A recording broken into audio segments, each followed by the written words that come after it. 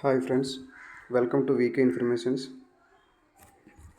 Last వీడియోలో సిఏఎస్కి సంబంధించి ఎన్ని వేకెన్సీస్ ఉన్నాయి, ఎక్కడెక్కడ వేకెన్సీస్ ఉన్నాయి అని చెప్పడం జరిగింది.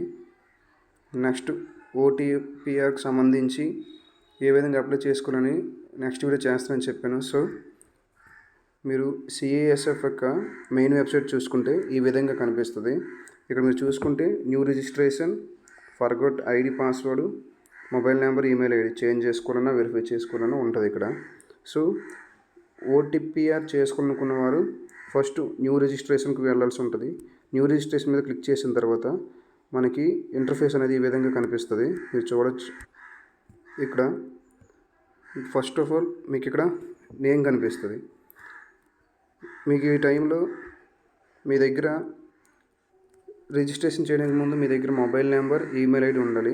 అదేవిధంగా మీ యొక్క ఒరిజినల్ 10th క్లాస్ మార్క్స్ కూడా మీ దగ్గర ఉంచితే మంచిది. ఎందుకంటే మీరు రిజిస్ట్రేషన్ చేసుకునే టైంలో మీ యొక్క father name, mother name, me date of birth ఇవన్నీ ఇవ్వాల్సి ఉంటుంది. సో మీ దగ్గర ఒరిజినల్ 10th క్లాస్ సర్టిఫికేట్ మీ దగ్గర ఉంచుకుంటే దాన్ని చూసి మీరు టైప్ చేయొచ్చు దీనికి సంబంధించిన ఇన్ఫర్మేషన్. సో ఇప్పుడు మనం చూసుకుంటే ఇంటర్ఫేస్ అనేది ఈ విధంగా ఉంటుంది. న్యూ రిజిస్ట్రేషన్ దగ్గర ఫస్ట్ నేమ్ ఉంటుంది. తర్వాత దాన్ని వెరిఫై చేసుకోవడం కోసం సెకండ్ సారి మరలా నేమ్ ఎంటర్ చేయాల్సి ఉంటుంది. మీరు ఇక్కడ చూడొచ్చు 10th క్లాస్ మెరిట్ లిస్ట్లో ఏ విధంగా ఉందో ఆ విధంగానే నేమ్స్ అనేవి ఎంటర్ చేయాల్సి ఉంటుంది. ఎందుకంటే వన్స్ మీరు ఎంటర్ చేసిన తర్వాత దాన్ని చేంజ్ చేసుకునే ఆప్షన్ లేదు. సో క్లియర్ఫుల్గా జాగ్రత్తగా మీరు ఆ నేమ్స్ అనేవి ఎంటర్ చేయాల్సి ఉంటుంది. 1-2 సార్లు చెక్ చేసుకోండి, ఎందుకైనా మంచిది. అదేవిధంగా మీరు ఏవైనా సర్టిఫికెట్స్లో మీ యొక్క నేమ్స్ అనేవి చేంజ్ చేసుకున్నారంటే ఒకవేళ మీ నేమ్ చేంజ్ చేయాలనుకుంటే ఎస్ని క్లిక్ చేస్తే మీరు ఇక్కడ ఇది ఓపెన్ అవుద్ది. ఇక్కడ మీ నేమ్ ఎంటర్ చేయాల్సి ఉంటుంది. లేదు మేము చేంజ్ చేసుకునే అవసరం లేదంటే నో అనేది నోగా ఉంచిస్తే ప్రాబ్లం లేదు.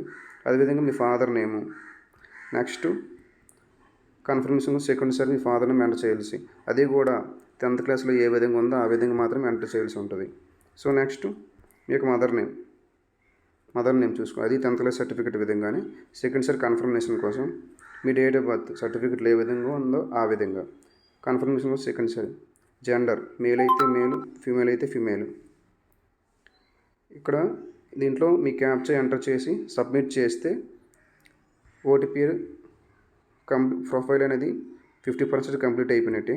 నెక్స్ట్ చూసుకుంటే సబ్మిట్ చేసిన తర్వాత నెక్స్ట్ ఇంటర్ఫేస్ అనేది ఈ విధంగా వస్తుంది. మీరు ఆల్రెడీ ముందు స్టెప్లో మీ యొక్క name, father name, mother name, date of birth, gender అన్నీ ఎంటర్ చేశారు కాబట్టి అవి ఆటోమేటిక్గా వచ్చేస్తాయి. సో తర్వాత కాంటాక్ట్ డీటెయిల్స్ వచ్చేసరికి మీ యొక్క మొబైల్ నెంబర్ని వెరిఫై చేస్తారు. మొబైల్ నెంబర్ ఎంటర్ చేశాక ఓటీపీ వస్తే ఓటీపీ చేశాక వెరిఫై అవుద్ది.